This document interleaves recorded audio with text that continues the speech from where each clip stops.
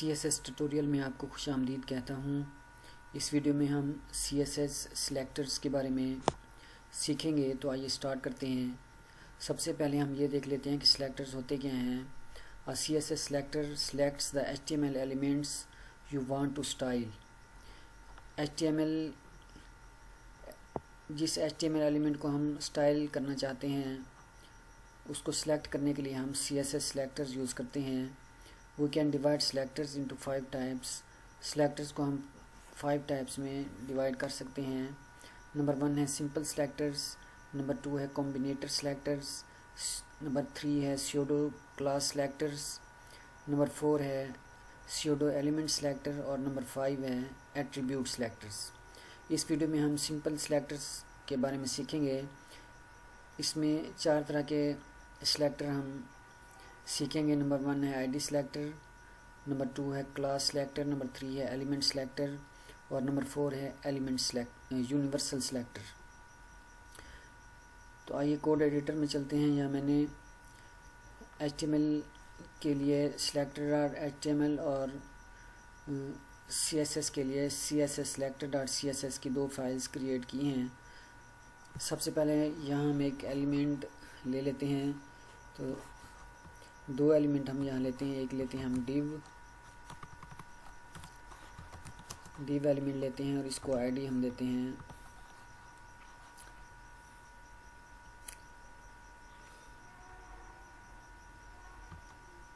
S1 और इसके अंदर हम एक p टैग लेते हैं और इसको हम आईडी देते हैं S2 और इसके अंदर हम लिखते हैं दिस इज आईडी सिलेक्टर।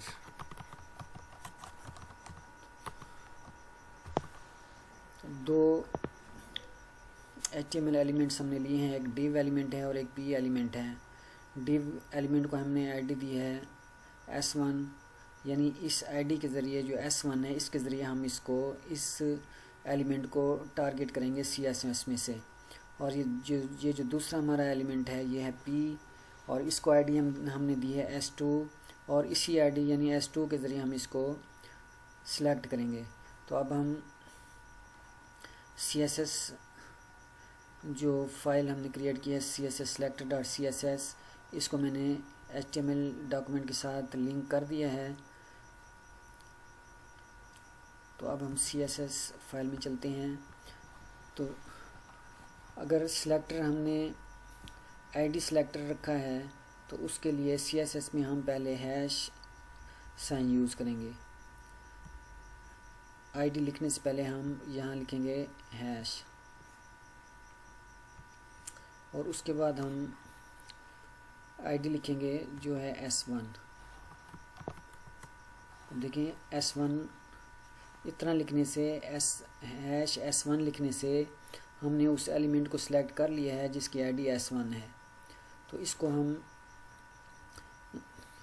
3 तरह से इसको हम स्टाइल करते हैं। एक तो हम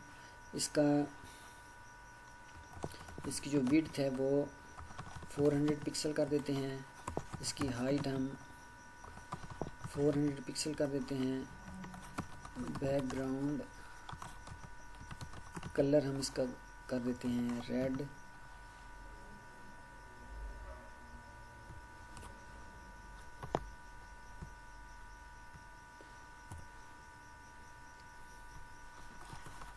और इसका कलर हम कर देते हैं वाइट। तो देखिए जैसे ही हम यहाँ से पाथ कॉपी कर लेते हैं अपनी HTML की फ़ाइल का और ब्राउज़र में हम चलते हैं और ब्राउज़र में हम इसको पेस्ट कर लेते हैं पाथ को। और देखिए जैसे ही हमने फ़ाइल को रिफ़्रेश किया तो हमारा जो div एलिमेंट है जिसकी आईडी हमने S1 दी है उसकी देखें विड्थ, हाइट, बैकग्राउंड कलर और उसका जो कलर है वो सेट हो गया है। तो इसी तरह अगर हम दूसरा जो हमारा एलिमेंट है p एलिमेंट जिसकी आईडी हमने S2 रखी है, अब अगर हम इसको सिलेक्ट करना चाहते हैं तो फिर हम CSS फाइल में जाएंगे और यहाँ से हैश साइन को मैं कॉपी कर लेता हूँ, यहाँ हम पेस्ट करते हैं और यहाँ हम अब लिखते हैं S2 यानी हमारा जो दूसरा HTML एलिमेंट है जिसकी ID S2 है। अब उसको हमने, ये देखें, इसके ऊपर जब हम कर्सर लेकर आएंगे तो वो हमें शो होगा एलिमेंट ID S2। तो इसको हम, इसका हम फ़ॉन्ट साइज़ हम इसका रख देते हैं 40 पिक्सल और कलर हम इसको दे देते हैं ब्लू। तो देखिए जैसे हम इसको रिफ़्रेश करेंगे तो जो ये जो हमारा P एलिमेंट है, दिस इज़ ID सेलेक्टर, जिसमें हमने टेक्स्ट लिखा था, जैसे हम पेज को रिफ़्रेश करेंगे तो इसमें देखें चेंजिंग आ जाएगी, कलर उसका ब्लू हो गया और उसका फ़ॉन्ट भी इंक्रीज़ हो गया। तो ये था हमारा ID सेलेक्टर जिसको हम हैश साइन के साथ सिलेक्ट करेंगे। अब इसी को हम चेंज कर लेते हैं। इसको अब हम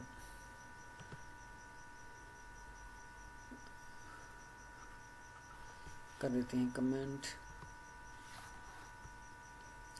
बल्कि कमेंट नहीं करते,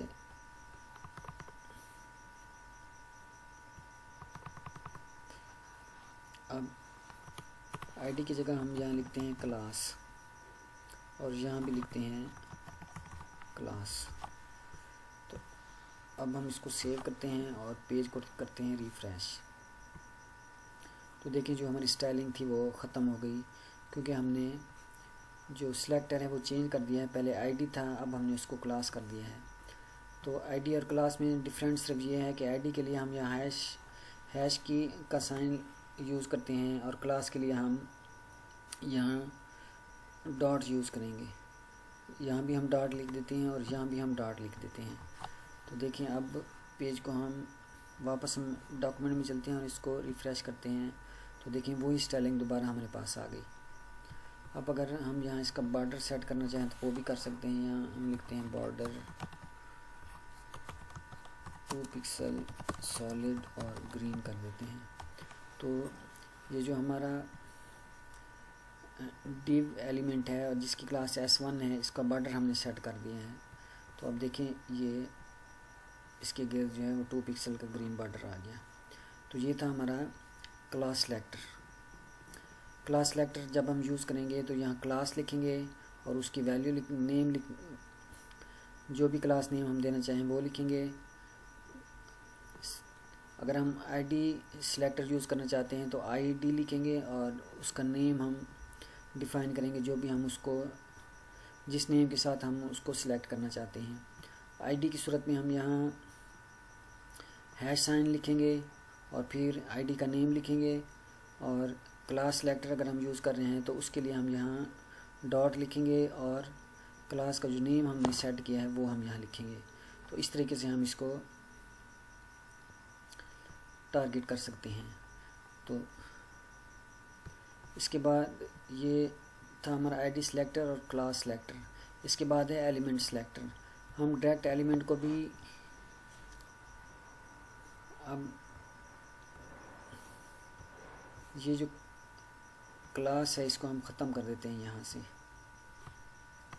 देखिए ये क्लासेस मैंने दोनों एलिमेंट्स की क्लासेस जो हैं वो ख़त्म कर दी हैं। अब हम डायरेक्ट इसको, जो एलिमेंट है इसको हम सिलेक्ट करेंगे। तो अब देखिए इसको मैं यहाँ सेव करता हूँ और वापस हम पेज में चलते हैं और इसको रिफ़्रेश करते हैं। तो देखिए जितनी भी स्टाइलिंग हमने की थी वो ख़त्म हो गई, क्योंकि हमने क्लास को वहाँ से हटा दिया है, डिलीट कर दिया है। तो अब हम डायरेक्ट ये जो div एलिमेंट है हमारा, इसको ही हम सिलेक्ट कर लेते हैं। तो उसके लिए हम डायरेक्ट जिस एलिमेंट की हमने स्टाइलिंग करनी है उसका हम नाम लिख देंगे यहाँ। ये देखिए यहाँ मैं लिखता हूँ div। इसको मैं सेव करता हूँ और वापस हम अपने HTML डॉक्यूमेंट में आते हैं और ब्राउज़र को हम रिफ़्रेश करते हैं। तो देखिए दोबारा हमारे पास वही स्टाइलिंग आ गई। इसी तरह ये जो P एलिमेंट है हमारा, इसको अगर हम सिलेक्ट करना चाहें तो हम यहाँ ये देखें, ये हमारा पी एलिमेंट, किसी किस्म की इसको हमने आईडी या क्लास नहीं दी। तो इसके लिए हम क्या करेंगे, यहाँ डायरेक्ट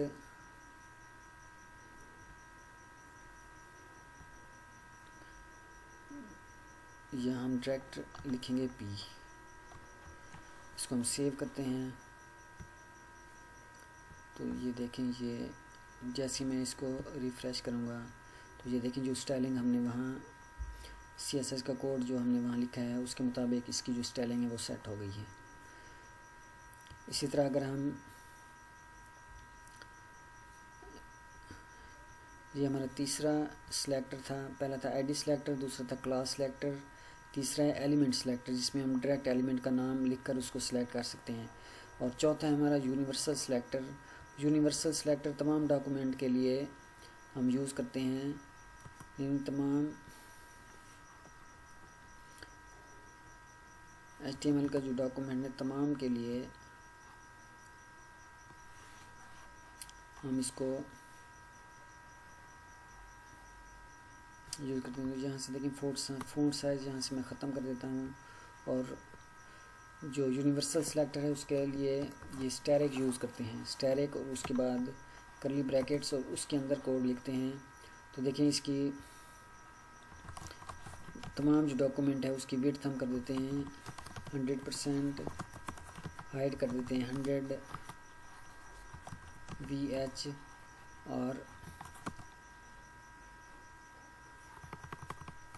जो उसका बैकग्राउंड कलर है वो हम कर देते हैं ग्रीन, और इसके अलावा जो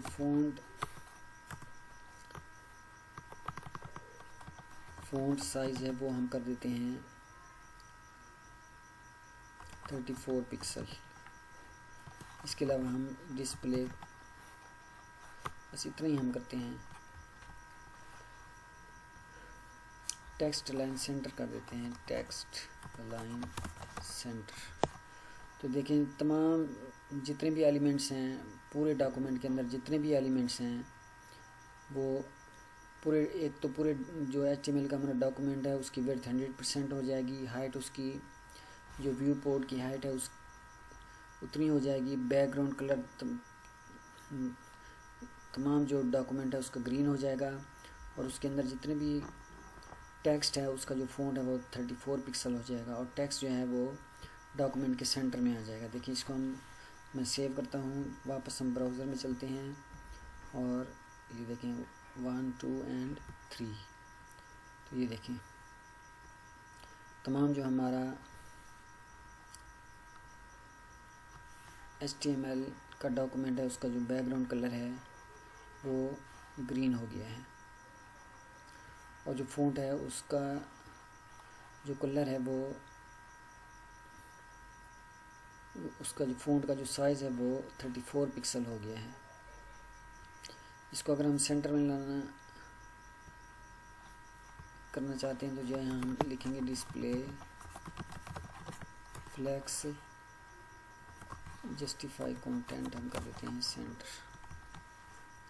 तो देखिए हमारा जो कंटेंट है वो सेंटर में आ गया है। इसको मज़ीद अगर हम सेट करना चाहें तो यहाँ और लिख देते हैं अलाइन आइटम्स सेंटर, और फ्लेक्स डायरेक्शन हम कर देते हैं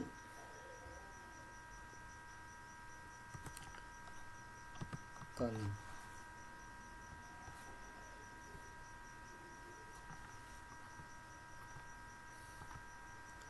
ये देखें, ये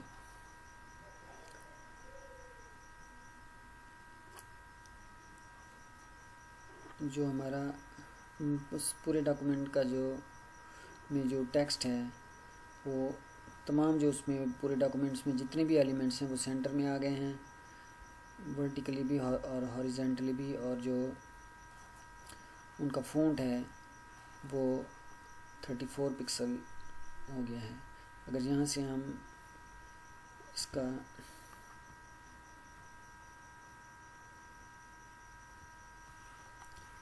फ़ॉन्ट साइज़ को अगर हम और बढ़ा दें, यहाँ हम कर देते हैं 60 पिक्सल अगर हम कर दें यहाँ, तो देखिए यहाँ भी जो फ़ॉन्ट है वो ये देखें CSS सिलेक्टर ये भी 60 पिक्सल हो गया, और ये जो दिस इज़ ID सिलेक्टर ये भी 50 पिक्सल हो गया। तो ये था हमारा आज का ट्यूटोरियल, जिसमें हमने सिंपल सिलेक्टर जो हम यूज़ करते हैं HTML एलिमेंट्स को सिलेक्ट करने के लिए, स्टाइल करने के लिए, उसमें ID selector, class selector, element selector और यूनिवर्सल सिलेक्टर के बारे में सीखा। तो उम्मीद है ये जो सिंपल सिलेक्टर्स का कंसेप्ट है ये आपका क्लियर हो गया होगा। अगली वीडियो में हम कॉम्बिनेटर सिलेक्टर्स के बारे में सीखेंगे। तब तक के लिए अपना ख्याल रखिएगा, और अगर वीडियो पसंद आई है तो इसको लाइक, शेयर और सब्सक्राइब ज़रूर कीजिएगा। इजाज़त दीजिए। अल्लाह हाफ़िज़।